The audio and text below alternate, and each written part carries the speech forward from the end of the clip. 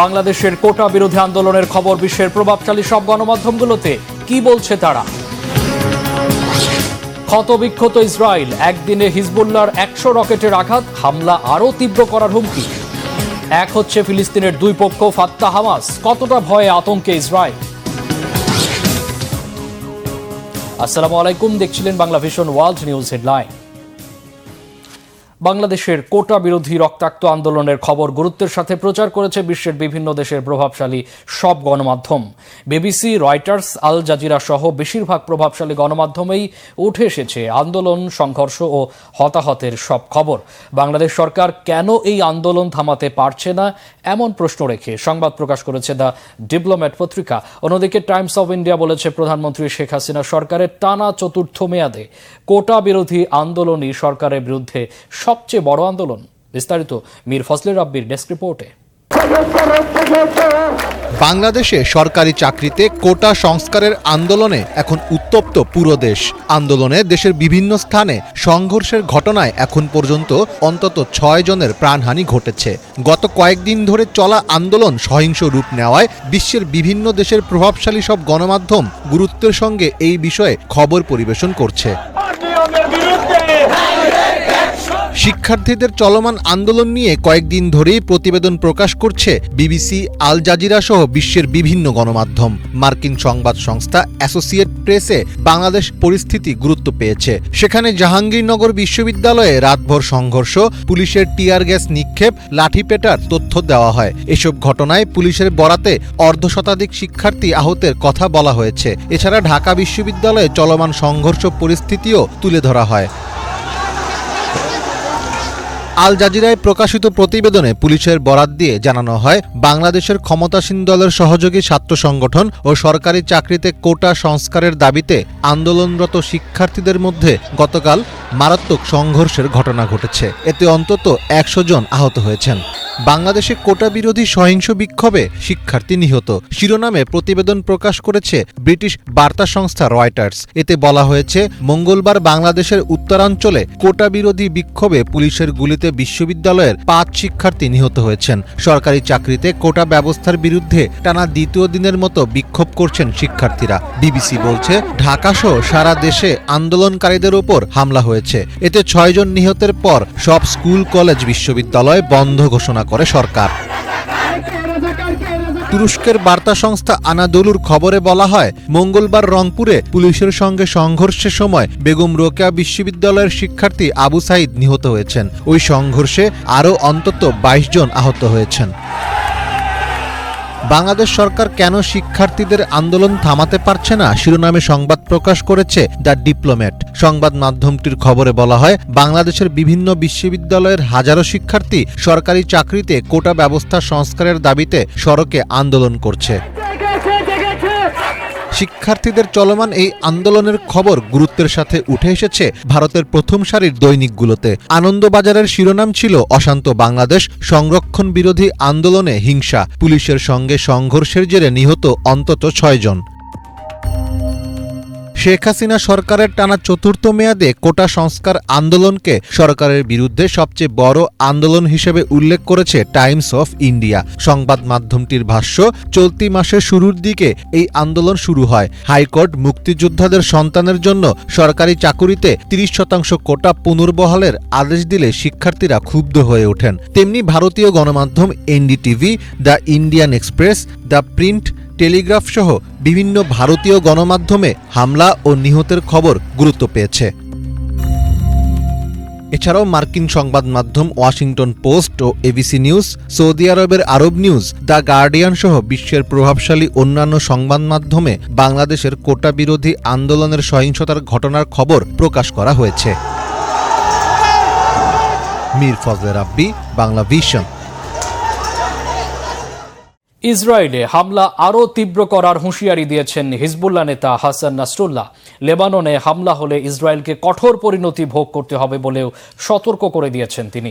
গেল 24 ঘণ্টায় হিজবুল্লাহর 100 রকেটের আঘাতে ক্ষতবিক্ষত ইসরায়েলের উত্তরাঞ্চলের সামরিক ঘাঁটিসহ বহু স্থাপনা। এমন পরিস্থিতিতে হিজবুল্লাহ ইসরায়েল সর্বাত্মক যুদ্ধের আশঙ্কা করছেন বিশ্লেষকরা। ডেস্ক রিপোর্টে আরও জানাচ্ছেন রিফাত জামান। ব্যর্থ, ক্ষতবিক্ষত ইসরায়েল। বেপরোয়া অহংকারী ইসরায়েলের গর্ভ একেবারে চুরমার করে দিয়ে হিজবুল্লাহর একের পর এক রকেট আঘাত হানছে দেশটির উত্তরাঞ্চলে। ভয়ে ইসরায়েলের উত্তরাঞ্চলীয় এলাকাগুলোতে বেজে উঠছে সাইরেন। হিজবুল্লাহর রকেটকে শনাক্তই করতে পারছে না বিশ্বের অন্যতম সামরিক শক্তির দেশ ইসরায়েলের শক্তিশালী মিসাইল প্রতিরক্ষা ব্যবস্থা আয়রন ডোম। একটি বা দুটি নয়, গেল 24 ঘন্টায় অন্তত 100টি রকেট হামলা হয়েছে ইসরায়েলি ভূখণ্ডে। এতে আগুন ধরে যায় দেশটির সামরিক স্থাপনা সহ বহু বেসামরিক ঘরবাড়িতে। সাম্প্রতিক ইতিহাসে এতটা ক্ষত আর ধ্বংসযজ্ঞ দেখেনি ইসরায়েল। তবে এটাই শেষ নয়, হামলা আরও তীব্র করে ইসরায়েলের নতুন নতুন জায়গায় আঘাতের হুমকি দিয়েছেন হিজবুল্লাহ নেতা হাসান নাসরুল্লাহ। লেবাননে একটি হামলা হলে ইসরায়েলের সব ট্যাঙ্ক গুড়িয়ে দেওয়ারও হুঁশিয়ারি দিয়েছেন তিনি। এমন পরিস্থিতিতে ইসরায়েল ও হিজবুল্লাহর সর্বাত্মক যুদ্ধের একেবারে কাছাকাছি চলে গিয়েছে বলে আশঙ্কা করছেন বিশ্লেষকরা। আর এমনটা হলে তা মধ্যপ্রাচ্যের জন্য ভয়াবহ পরিণতি নিয়ে আসবে বলে মনে করছেন তারা। এদিকে গাজায় ইসরায়েলি হত্যাযজ্ঞের জেরে লোহিত সাগরে তেলবাহী ট্যাঙ্কারে মঙ্গলবার হামলা চালিয়েছে ইরান সমর্থিত আরেক গোষ্ঠী হুতি যোদ্ধারা। আর রোজকার মতো বুধবারও গাজায় বিমান হামলা চালিয়ে অন্তত 100 ফিলিস্তিনিকে হত্যা করেছে ইসরায়েলি বাহিনী। রিফাত জামান, বাংলাভিশন নিউজ ডেস্ক। সাবেক মার্কিন প্রেসিডেন্ট ডোনাল্ড ট্রাম্পকে হত্যা করার পরিকল্পনা করেছে ইরান, এমন তথ্য পেয়েছিল বলে দাবি করেছে মার্কিন গোয়েন্দারা। যুক্তরাষ্ট্রের সিক্রেট সার্ভিসের কর্মকর্তাদের বরাত দিয়ে সিএনএন সহ বেশ কিছু গণমাধ্যম বলছে, জেনারেল সোলাইমানি হত্যার প্রতিশোধ নিতে ট্রাম্পকে হত্যার হুমকি দিয়ে আসছিল তেহরান। তবে সাবেক প্রেসিডেন্টের উপর গুলির ঘটনায় ইরানের সম্পৃক্ততা পায়নি এফবিআই। মার্কিনীদের চিরশত্রু দেশটির দিকে অভিযোগের তীর আন্তর্জাতিক দুনিয়ায় তৈরি করেছে নানা গুঞ্জন। হাফিজুল ইসলামের ডেস্ক রিপোর্টে বিস্তারিত। ডোনাল্ড ট্রাম্পকে হত্যার ষড়যন্ত্র করছে ইরান। যে কোনো সময় তার উপর হামলা করতে পারে চৌকস খুনি। গোপন সূত্রে এমন খবর পেয়েছিল যুক্তরাষ্ট্রের সিক্রেট সার্ভিস। কয়েক সপ্তাহ আগে থেকেই জোরদার করা হয়েছিল সাবেক প্রেসিডেন্টের নিরাপত্তা। গোয়েন্দা নজরদারি ও কঠোর ব্যবস্থা নেয়ার পরেও ঠেকানো যায়নি আক্রমণ। ঘটনার ঘন ঘটায় উঠে এসেছে কিছু প্রশ্ন। 20 বছর বয়সী তরুণ অস্ত্র নিয়ে কিভাবে ঢুকল সমাবেশ এলাকায়? মঞ্চের এত কাছেই বা সে কিভাবে গেল? জানা থাকার পরেও কেন এড়ানো গেল না এমন হামলা? আন্তর্জাতিক গণমাধ্যম সিএনএনের এক রিপোর্টে প্রথম দাবি করা হয়, আমেরিকার গোয়েন্দারা খবর পেয়েছিলেন ট্রাম্পকে হত্যার পরিকল্পনা করছে ইরান। হুমকির সংবাদ পেয়ে গত জুন থেকে তার নিরাপত্তা জোরদার করে সিক্রেট সার্ভিস। মোতায়েন করা হয় বাড়তি কর্মী। প্রযুক্তিগত নানা ডিভাইস ও সিস্টেম ব্যবহারের পাশাপাশি নেওয়া হয় ড্রোন ও রোবোটিক কুকুরের সাহায্য।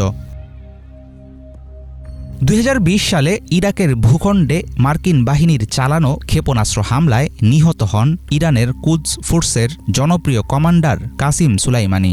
ঘটনার সময় আমেরিকার প্রেসিডেন্ট ছিলেন ডোনাল্ড ট্রাম্প। ইরানের দাবি, ট্রাম্পের নির্দেশেই চালানো হয়েছিল ড্রোন অ্যাটাক। তখন থেকেই ট্রাম্প ও তার প্রশাসনের পররাষ্ট্রমন্ত্রী মাইক পম্পেইকে হত্যা করার হুঁশিয়ারি দিয়ে আসছে তেহরান। গুলিবর্ষণের ঘটনায় প্রকৃতপক্ষে ইরান দায়ী এমন কোনো প্রমাণ এখনও পায়নি যুক্তরাষ্ট্র। হামলাকারী ম্যাথিউ ক্রুকসের সাথে ইরানি যোগসূত্র পাননি তদন্ত কর্মকর্তারা। বিশ্ব কূটনৈতিক মহলে জোর গুঞ্জন আর জল্পনা কল্পনার মাঝেই যাবতীয় অভিযোগ অস্বীকার করেছে তেহরান। আমাদের চোখে ডোনাল্ড ট্রাম্প একজন অপরাধী। তার নির্দেশে জেনারেল সোলাইমানিকে হত্যা করা হয়েছিল। সেই অপরাধের জন্য ট্রাম্প শাস্তি পাবেন ঠিকই, কিন্তু সেটা হবে আইনের মাধ্যমে। গ্রহণযোগ্য বিচার ব্যবস্থার মাধ্যমে তাকে শাস্তি দিতে বদ্ধপরিকর ইরান। ট্রাম্পকে হত্যায় তেহরানের যোগসাজশ আছে কিনা সিএনএনের এক সাক্ষাৎকারে এমন প্রশ্ন করা হয় ইরানের ভারপ্রাপ্ত পররাষ্ট্রমন্ত্রীকে। ট্রাম্প প্রশাসনের সময় সুলাইমানি হত্যার প্রতিশোধ নেয়ার জন্য হামলার চক্রান্তটি বাস্তবায়ন করা হয়েছিল কিনা জানতে চাওয়া হয় তার কাছে, কিন্তু ইরানি নেতার কথায়ও ছিল অস্বীকারের সুর। আমি স্পষ্টভাবে বলেছি, জেনারেল সোলাইমানির হত্যায় যুক্ত অপরাধী ও সামরিক উপদেষ্টাদের বিচারের আওতায় আনা হবে। সেজন্য আমরা রাষ্ট্রীয় পর্যায়ে এবং আন্তর্জাতিক ক্ষেত্রে আইনি ও বিচারিক পদ্ধতি অবলম্বন করব। শুধুমাত্র নিয়মতান্ত্রিক পথেই এর সমাধান করা হবে। ডোনাল্ড ট্রাম্পকে হত্যা হত্যা চেষ্টার ঘটনায় তদন্ত করছে FBI। 13ই জুলাই শনিবার হামলা হলেও এখন পর্যন্ত বের হয়ে আসেনি নেপথ্যের কোনো কারণ। ইরানের রাষ্ট্রীয় ষড়যন্ত্র নাকি বিচ্ছিন্ন হত্যা চেষ্টা? কারণ যাই হোক, এই হামলা অনেকাংশেই পাল্টে দেবে আমেরিকার আসন্ন নির্বাচনের চেহারা। হাফিজুল ইসলাম, বাংলা ভিশন। গাজা যুদ্ধ কি ফিলিস্তিনের বিবাদমান? দুই পক্ষ ফাত্তা ও হামাসের মধ্যকার মতবিরোধ দূর করে তাদের ঐক্যবদ্ধ করবে? অভ্যন্তরীণ দ্বন্দ্ব ও বিরোধিতাকে পেছনে ফেলে তারা কি একজোট হতে পারবে? এসব প্রশ্নের ইতিবাচক ফল আনতে চীনে বৈঠকে বসতে যাচ্ছে হামাস, ফাত্তা সহ ফিলিস্তিনের সব রাজনৈতিক গোষ্ঠী। আসছে 20 জুলাই চীনের মধ্যস্থতায় বেজিংয়ে শুরু হবে বৈঠকটি। তবে এই খবরে বেশ আতঙ্কে রয়েছে ইসরায়েল। হিজল জোবাইরের ডেস্ক রিপোর্ট। 2006 সালের নির্বাচনে সংখ্যাগরিষ্ঠের ভোটে ফিলিস্তিনের গাজা উপত্যকার শাসনভার পায় হামাস। অন্যদিকে ফাতার নিয়ন্ত্রণে থাকে আর এক অংশ পশ্চিম তীর। দুই গোষ্ঠীর মধ্যে মতাদর্শগত পার্থক্যের কারণে এরপর থেকেই রাজনৈতিকভাবে বিভক্ত পশ্চিম তীর ও গাজা। তবে চলমান যুদ্ধের প্রেক্ষাপটে এই দুই অংশকে রাজনৈতিকভাবে ঐক্যবদ্ধ করার তাগিদ দিন দিন আরও জোরালো হচ্ছে। স্বাধীন ফিলিস্তিনের প্রতিষ্ঠা বাস্তবায়নেও জরুরি তাদের একত্রিত হওয়া। সেই লক্ষ্যেই অন্যান্য গোষ্ঠীগুলোকে সাথে নিয়ে এবারে চীনের রাজধানী বেইজিংয়ে আলোচনায় বসছে তারা। ফাতার অন্যতম জ্যেষ্ঠ নেতা আবদেল ফাত্তাহ দৌলা জানিয়েছেন, চীনের উদ্যোগে 20 জুলাই থেকে এক আলোচনায় অংশ নেবে ফিলিস্তিনের রাজনৈতিক গোষ্ঠীগুলো। অভ্যন্তরীণ দ্বন্দ্ব ও বিভাজন দূর করে একতাবদ্ধ হওয়াই হবে এই আলোচনার মূল বিষয়বস্তু। গাজায় চলমান গণহত্যার প্রেক্ষাপটে ফাতা সবার সাথে এক পাটাতনে দাঁড়িয়ে কাজ করতে আগ্রহী বলে জানান আবদেল ফাত্তাহ। এদিকে চীন ফিলিস্তিনের সকল রাজনৈতিক অংশের পুনর্মিলনের লক্ষ্যে কাজ করে যাওয়ার দৃঢ় অঙ্গীকার জানিয়েছে। মঙ্গলবার দেশটির পররাষ্ট্র মন্ত্রণালয় জানায়, বেইজিং বরাবরই ফিলিস্তিনি গোষ্ঠীগুলোর ঐক্যবদ্ধ হওয়ার প্রশ্নে আলোচনাকে সমর্থন জানিয়ে এসেছে। আগামীতেও একই ধারা অব্যাহত থাকবে। আমরা রাজনৈতিকভাবে বিভাজিত ফিলিস্তিনি অংশগুলোকে পুনর্মিলিত করার ক্ষেত্রে একটি মঞ্চ হিসাবে কাজ করতে আগ্রহী। আমরা চাই আলোচনার মাধ্যমে তাদের ঐক্যবদ্ধ হওয়ার ক্ষেত্র তৈরি হোক। এই লক্ষ্যে সব গোষ্ঠীর সাথে যোগাযোগ ও সমন্বয় চেষ্টা আরও জোরালো করবে বেইজিং। পুনর্মিলনের লক্ষ্যে এর আগে রাশিয়ার আমন্ত্রণে ফেব্রুয়ারি মাসে মস্কোতেও বৈঠক করে ফিলিস্তিনের রাজনৈতিক অংশগুলো। তারও আগে গত বছর তুরস্ক, মিশর ও আলজেরিয়ায় তাদের বৈঠক হয়। তবে মতপার্থক্যের কারণে সফলতার মুখ দেখেনি সেসব আলোচনা। চীনের মধ্যস্থতায় এবারে ভিন্ন ফল আসবে, সেটাই সবার প্রত্যাশা। হিজল জোবায়ের, বাংলা ভিশন। রেকর্ড বৃষ্টিপাতে আকস্মিক বন্যায় তলিয়ে গেছে কানাডার টরেন্টোর বিস্তীর্ণ এলাকায়। স্থবির হয়ে পড়েছে সড়ক, রেল ও বিমান যোগাযোগ ব্যবস্থা। বিদ্যুৎ বিচ্ছিন্ন হয়ে দুর্ভোগে পড়েছেন অন্তত 2 লাখ মানুষ। পরপর 3টি প্রবল বজ্রঝড় ও তুমুল বৃষ্টিপাতের তোড়ে আকস্মিক জলাবদ্ধতায় স্থবির হয়ে পড়ে কানাডার সবচেয়ে বড় শহর টরেন্টো। আবহাওয়া বিভাগ জানিয়েছে, মঙ্গলবার বৃষ্টিপাত হয়েছে প্রায় 100 মিলিমিটার, যা 1941 সালের পর এমন বিপর্যয়কর পরিস্থিতি আর দেখেনি কানাডাবাসী। ডন নদী তীরবর্তী সড়ক ডুবে ইঞ্জিনে পানি ঢুকিয়ে অনেক যানবাহন আটকা পড়ে। এমন পরিস্থিতিতে অন্তত 14 জনকে উদ্ধার করে ফায়ার সার্ভিস কর্মীরা। বিদ্যুৎ সরবরাহ বিচ্ছিন্ন হয়ে ভোগান্তিতে পড়েন কমপক্ষে 1,67,000-এর বেশি গ্রাহক। বিদ্যুৎ না থাকায় অনেকে লিফটে আটকা পড়ে উদ্ধারের আকুতি জানিয়ে ফোন দেন ফায়ার সার্ভিসে। পানি ঢুকেছে বাসাবাড়ি আর ব্যবসা প্রতিষ্ঠানেও। পানির ঢল ঢুকেছে রেল স্টেশন আর পাতাল সড়কে। এমন পরিস্থিতিতে স্থানীয় বিলি বিশপ বিমানবন্দরে ফ্লাইটের ওঠানামায় বিরূপ প্রভাব পড়ে। কিছু ফ্লাইট বাতিল আর বেশ কিছু ফ্লাইটের সময়সূচি পিছিয়ে দেওয়া হয়েছে। তীব্র তাপদাহে পুড়ছে ইউরোপের দেশ সার্বিয়া। সেখানকার তাপমাত্রা 40 ডিগ্রি সেলসিয়াস ছাড়িয়ে গেছে। উচ্চ তাপমাত্রার কারণে দেশটিতে জারি করা হয়েছে রেড অ্যালার্ট। বিস্তারিত ইফফাত জাহানের ডেস্ক রিপোর্টে। উচ্চ তাপমাত্রার কারণে লড়াই করছে ইউরোপের দেশ সার্বিয়া। গত জুন মাস থেকে দেশটিতে তাপমাত্রা 35 ডিগ্রি সেলসিয়াসের উপরে অব্যাহত রয়েছে। সার্বিয়ার আবহাওয়া কেন্দ্র জানিয়েছে, মঙ্গলবার দেশটির বেশ কিছু অংশে তাপমাত্রা 40 ডিগ্রি সেলসিয়াস ছাড়িয়ে যায়। আবহাওয়াবিদরা জানান, তাপপ্রবাহ সর্বোচ্চ পর্যায়ে পৌঁছে সপ্তাহের শেষের দিকে ধীরে ধীরে কমতে পারে। উচ্চ তাপমাত্রার কারণে জুন মাসে প্রথম রেড অ্যালার্ট জারি করে দেশটির আবহাওয়া কেন্দ্র। এই সময় তাপমাত্রা ৩৫ ডিগ্রি সেলসিয়াসের উপরে রেকর্ড করা হয়েছিল, যা টানা ৫ দিন স্থায়ী হয়। ৮ জুলাই দেশটিতে দ্বিতীয়বার রেড অ্যালার্ট জারি করা হয়। সে সময় উচ্চ তাপমাত্রা টানা ৯ দিন অব্যাহত থাকে। গ্লোবাল ফরেস্ট ওয়াচের মতে ২০০১ থেকে ২০১৯ সাল পর্যন্ত সার্বিয়ায় ব্যাপক হারে গাছ কাটা হয়। উচ্চ তাপমাত্রা ফল চাষের জন্যও বড় হুমকি হয়ে উঠেছে। বেলগ্রেড বিশ্ববিদ্যালয়ের আবহাওয়া গবেষণা ইনস্টিটিউটের গবেষক মিলিকা টোসিক বলেন, বিশ্বব্যাপী তাপমাত্রা বাড়ার ঘটনা নতুন কিছু নয়। জলবায়ু পরিবর্তনের কারণে ভবিষ্যতে তাপমাত্রা আরও বাড়তে পারে বলে সতর্ক করেন তিনি। গত বছরের আগস্ট মাসে সার্বিয়ায় ব্যাপক ঝড় ও শিলাবৃষ্টি হয়। প্রতিকূল আবহাওয়া ও ভারী বৃষ্টিপাতে প্রভাবিত হয় সার্বিয়ার পরিবেশ ও বাস্তুতন্ত্র। সার্বিয়ার নাগরিকরা বলছেন, প্রতিকূল পরিবেশ ও উচ্চ তাপমাত্রার প্রতিরোধে গবেষণার প্রয়োজন। ইফাত জাহান, বাংলাভিশন। চীনে গ্রীষ্মকালীন ছুটি ঘিরে রেলপথে চলাচল করছে বিপুল সংখ্যক মানুষ। কর্তৃপক্ষ বলছে, কেবল ১ জুলাই থেকে ১৫ জুলাই পর্যন্ত দেশটিতে রেলপথে ভ্রমণ করেছে ২০ কোটিরও বেশি মানুষ। এই সংখ্যা গত বছরের একই সময়ের তুলনায় ৬.৫% বেশি বলে জানায় তারা। হিজল জুবাইরের ডেস্ক রিপোর্ট। গ্রীষ্ম মৌসুমে বরাবরই চীনের রেলপথগুলোতে থাকে মানুষের উপচে পড়া ভিড়। চলতি বছর সেই চাপ আরও বেড়েছে বলে জানিয়েছে দেশটির রাষ্ট্রীয় রেল সেবাদাতা প্রতিষ্ঠান। মঙ্গলবার এক প্রতিবেদনে তারা জানায়, এবছর জুলাই মাসের প্রথম ১৫ দিনে রেলপথে যাতায়াত করেছে ২০ কোটিরও বেশি যাত্রী। সেই হিসাবে গড়ে প্রতিদিন ১,৪০,০০,০০০ বেশি যাত্রীকে সেবা দিয়েছে রেল কর্তৃপক্ষ।